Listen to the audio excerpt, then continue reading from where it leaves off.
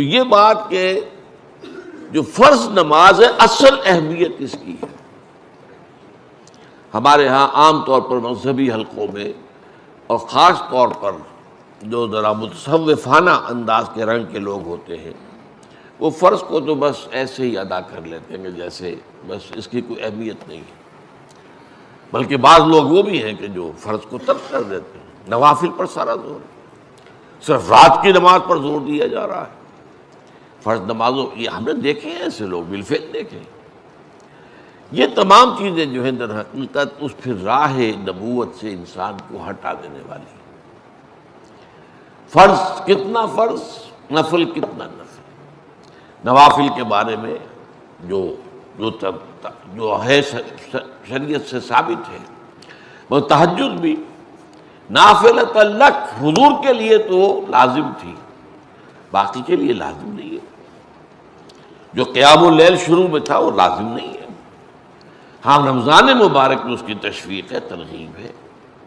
وہ خاص ایک مہینہ ہے، اس میں دن میں کھانا پینا جو ہے وہ حرام کیا گیا، تو رات کو 2/3 رات یا 1/3 کم سے کم 1/3 رات جاگو اللہ کے قرآن کے ساتھ، اللہ کی کتاب کے ساتھ. تو یہ اصل میں جو توازن ہے یہ جو ہے بہت ضروری ہے.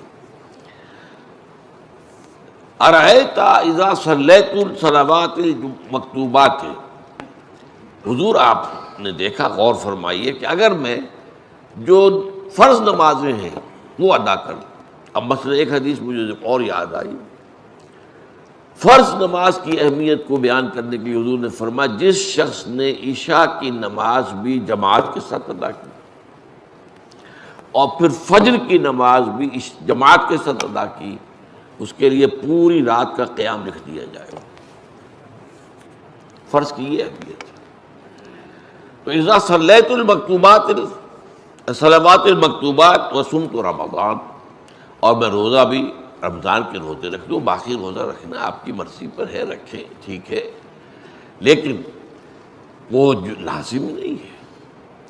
نجات کے لیے لازم جو بیس لائن ہے وہ جو عبادات فرض، اس کے بعد جتنا آدمی اضافہ کر سکے. حالات کو بھی دیکھیں، بعض حالات ایسے ہوں گے کہ اس میں اصل اہمیت جہاد کی ہو جائے گی، قتال کی ہو جائے گی.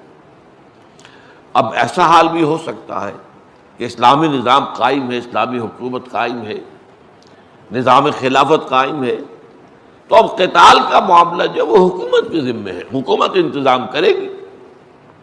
اگر کہیں 10,000 آدمی چاہیے، 10,000 آدمی نکل آئے چل جانے کے لیے، تو باقی آرام سے گھر میں سوئیں یا نوافل پڑھیں، ساری رات کھڑے رہیں، ٹھیک ہے.